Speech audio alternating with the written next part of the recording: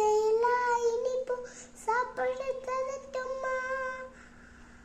அந்த அதை போல் அந்த தருவாளே, சின்ன அதை போல் அந்த சொல்வாளே, நீ தும்மிடு தும்மிடு ஆயுசினோதால என்னோட உன்னோட பத்திய சுத்தனை யாப்பா